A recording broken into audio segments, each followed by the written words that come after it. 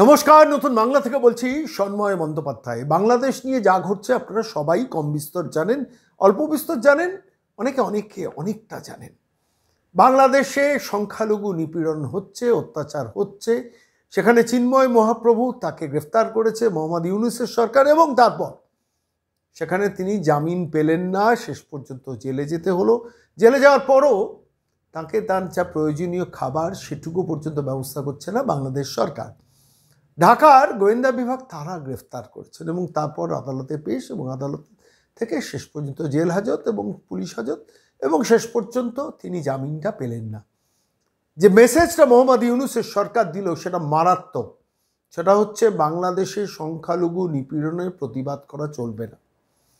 আমি প্র্যাকটিক্যালি এই প্রেক্ষিতে দাঁড়িয়ে ভাবছিলাম যে ভারত সরকার কি কোনো রিয়াকশন দেবে। হ্যাঁ, ভারত সরকারের পররাষ্ট্রমন্ত্রক এস জয়শঙ্করের দফতর নিশ্চিতভাবে ভারতবর্ষের প্রধানমন্ত্রীর সঙ্গে কথা বলে একটা কড়া রিয়াকশন দিয়েছেন, যেখানে জানিয়েছেন যে এটা তারা ভালো চোখে দেখছেন না যে ঘটনা ঘটছে এই মুহূর্তে বাংলাদেশের ব্যাপারে ভারত সরকার বরাবর একটা স্ট্যান্ড মেনটেন করেছেন, একটু নিষ্ক্রিয় থাকার চেষ্টা করেছেন, ওয়াচ অ্যান্ড অবজার্ভ পদ্ধতি নিয়েছেন। কিন্তু এই ক্ষেত্রে চিন্ময় মহাপ্রভু গ্রেফতার করার প্রেক্ষিতে দাঁড়িয়ে ভারত সরকার কিন্তু মুখ খুলল। আমি আশা করেছিলাম যে পররাষ্ট্র বিষয়ে ভারতের রাজ্যের মুখ্যমন্ত্রীর কোনো কথার কোনো প্রয়োজন ছিল না, কিন্তু সংখ্যালঘু নিপীড়ন নিয়ে এ রাজ্যের মুখ্যমন্ত্রী চুপ কেন, এটা আমাকে ভাবিয়েছে। আসলে ভাবনার কোনো কারণ নেই, পেছনে তো অঙ্ক পরিষ্কার। এ রাজ্যে দাঁড়িয়ে, এই পশ্চিমবঙ্গে দাঁড়িয়ে আমরা দেখেছি হুমায়ুন কবির, তিনি ভরতপুরের এমএলএ, তিনি ভরতপুরের মাটিতে দাঁড়িয়ে বলেছেন যে আমরা চাইলে নিমেষের মধ্যে 30% সংখ্যালঘুকে, অর্থাৎ হিন্দু, সেখানে সংখ্যালঘুকে আমরা ভাগীরথীর জলে ভাসিয়ে দিতে পারি। আমরা আশা করছি এ রাজ্যের প্রশাসন ব্যবস্থা নেবে, এ রাজ্য সরকার ব্যবস্থা নেবে, এ রাজ্যের পুলিশ ব্যবস্থা নেবে, কিন্তু পুলিশ ব্যবস্থা নেননি।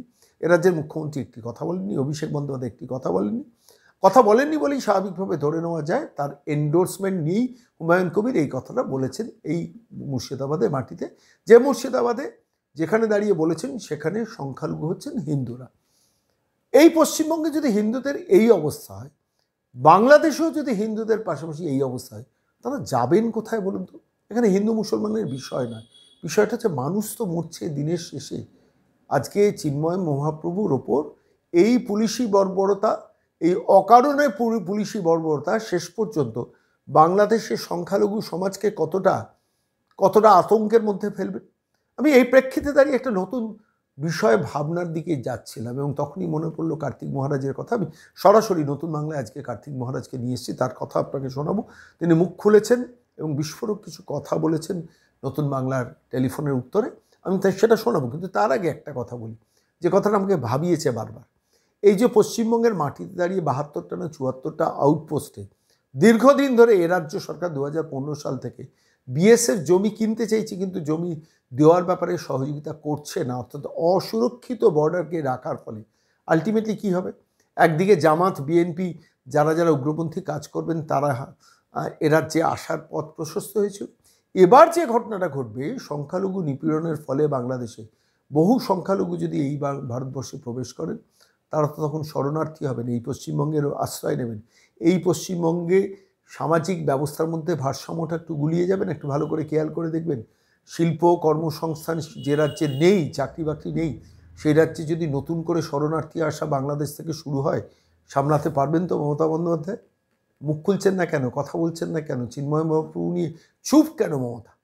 এই প্রশ্নটা রেখে আমি সরাসরি চলে যাব সেই মানুষটির কাছে, কার্তিক মহারাজ, যিনি মুর্শিদাবাদে ভারত সেবাশ্রমের কার্যক্রম পরিচালনা করেন। তাকে আমি সরাসরি এই বিষয়গুলো নিয়ে প্রশ্ন করেছিলাম, কি বলেছেন নতুন বাংলার প্রশ্নের উত্তরে শুনুন। নমস্কার মহারাজ, আমি সন্ময় বলছি।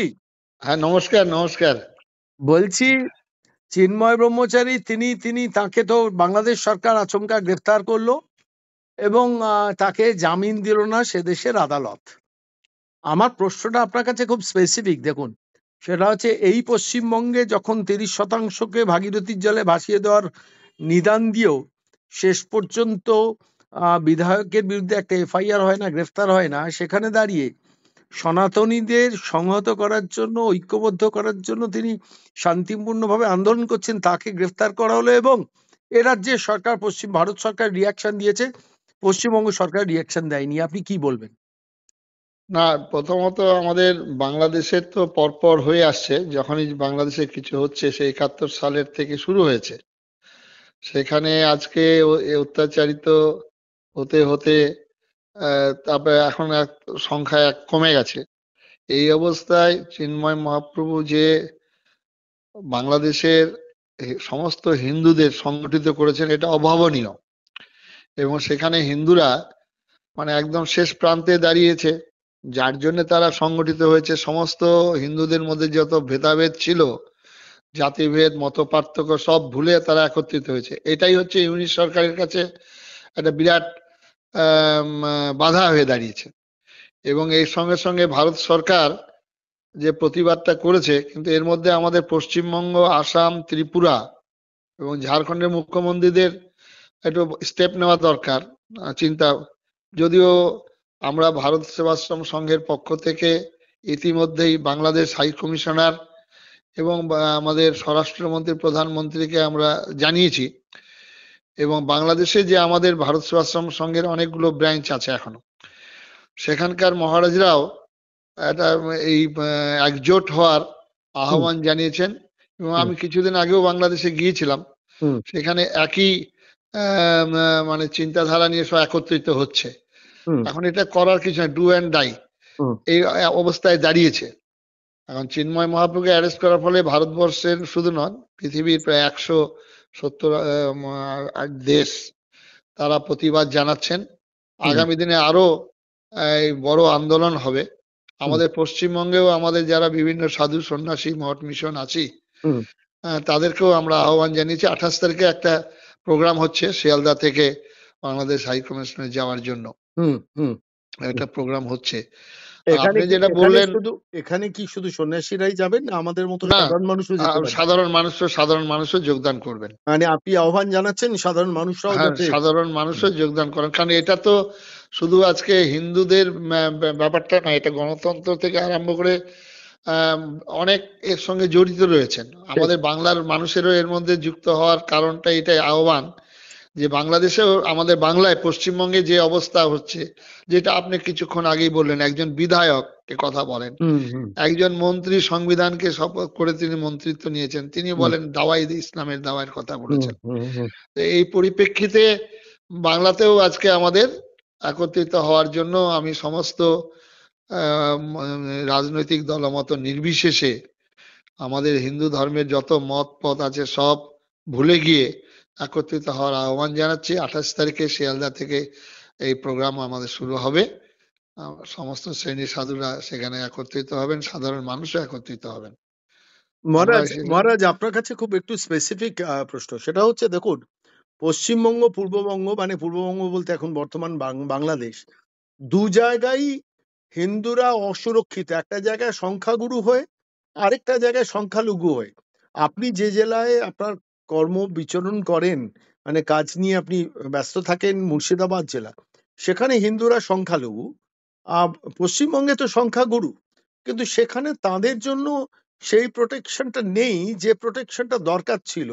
আবার পূর্ববঙ্গে গিয়েও এই অবস্থা আমি দেখছিলাম, 7.97, 7.97% সংখ্যালঘু মানুষ, মানে হিন্দু জনসংখ্যা রয়েছে বাংলাদেশে। সেখানেও তার প্রধান প্রচারককে সেখানে তাকে জেলে যেতে হচ্ছে, জামিন পাচ্ছেন না, ভারত সরকার রিয়াকশন দিচ্ছেন। হিন্দুরা যাবেন কোথায়?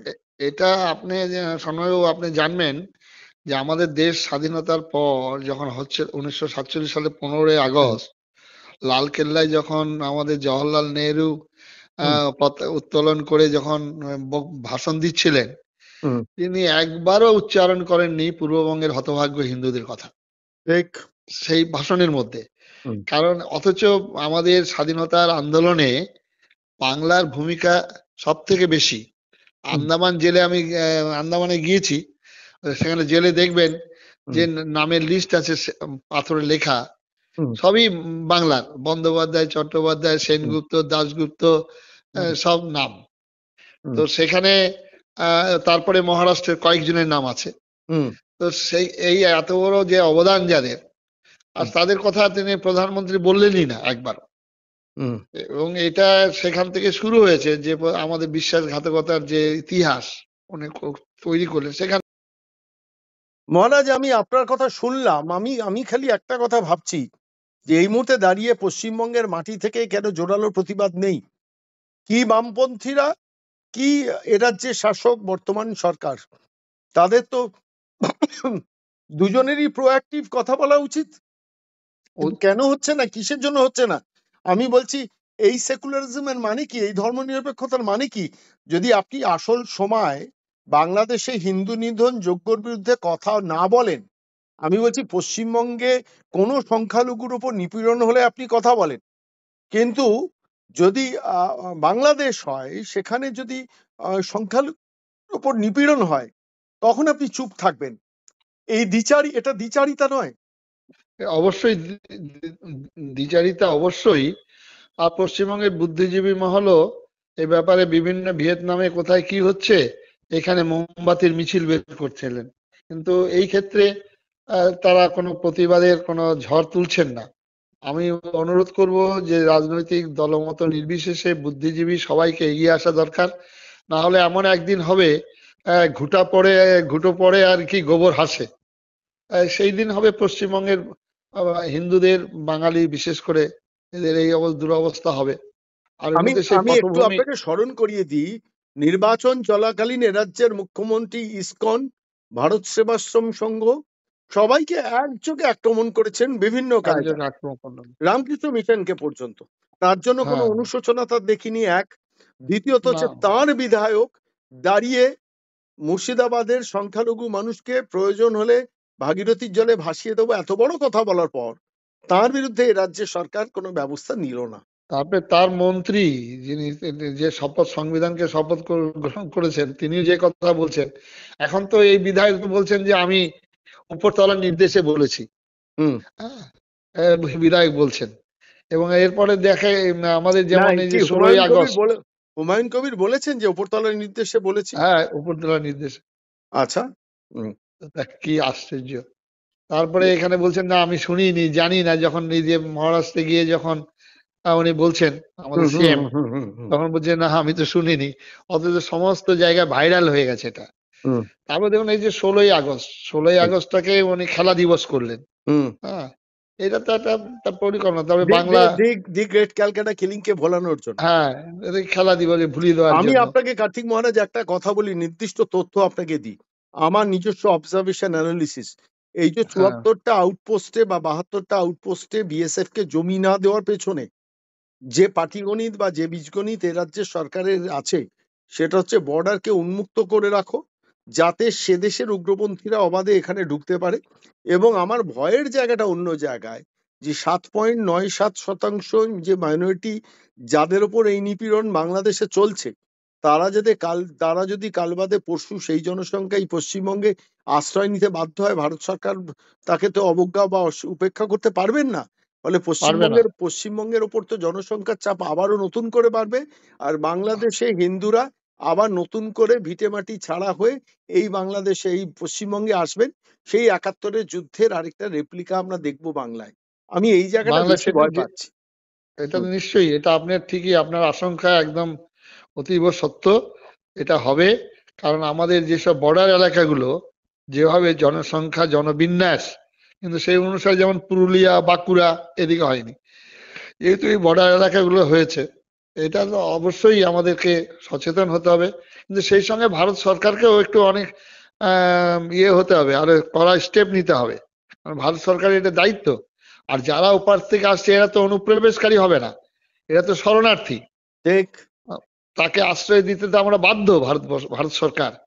তো ঠিক। সেটা এখনো পর্যন্ত কেন ভারত সরকার ঠিক সেইভাবে মানে কড়া স্টেপ নেন, পদক্ষেপ নিচ্ছেন না, আমি বুঝতে পারছি না। হুম। তো আমরা জানিয়েছি স্বরাষ্ট্র দপ্তর এবং ভারত সরকারের কাছে, আপনি কি ভারত প্রধানমন্ত্রীর কাছে। সরকারের কাছে ভারত সেবাশ্রম সংঘের পক্ষ থেকে চিঠি দিচ্ছেন? হ্যাঁ, চিঠি দেওয়া হয়েছে, অলরেডি চিঠি দেওয়া হয়েছে। হুম। হুম। আমাদের বাংলাদেশে যে আমাদের এগুলো রয়েছে ব্রাঞ্চ গুলো, হুম। সেখান থেকে সম্মিলিতভাবে তারাও জানিয়েছেন হুম। সেখানকার পরিস্থিতিটা ভারত সরকারের কাছে, এবং বাংলাদেশ হাই কমিশনারের কাছেও আমরা ডেপুটেশন দিচ্ছি। হুম। হুম। হুম। বাংলাদেশ হাই কমিশনের কাছে ভারত সেবাশ্রম সংঘের পক্ষ থেকে ডেপুটেশন দিচ্ছেন, তাই তো? হ্যাঁ হ্যাঁ হুম, হ্যাঁ। যেহেতু আমাদের ওইদিকে অনেকগুলো সেন্টার আছে, হুম, 11টা সেন্টার আছে এখন হুম, হুম, বাংলাদেশে। ঠিক ঠিক। আর আমাদের সংঘ প্রতিষ্ঠাতা প্রণবানন্দজি তো বাংলাদেশেই, হুম, বাজিতপুর, ফরিদপুর জেলায়। হুম, হুম। সৌম্যবাবু, আপনাকে ধন্যবাদ, নমস্কার। নমস্কার, আপনার অনেক ধন্যবাদ অ্যানালাইসিস গুলো আমি খুব ভালোভাবে শুনি, খুব মনোযোগ দিয়ে। মহারাজ, অনেক ধন্যবাদ, আপনি আমাকে আমাদের নমস্কার। সময় দিলেন এই মুহূর্তে দাঁড়িয়ে। হ্যাঁ খুব গুরুত্বপূর্ণ একটা বিষয়। অনেক ধন্যবাদ, ভালো থাকবেন, নমস্কার নেবেন। হ্যাঁ, নমস্কার।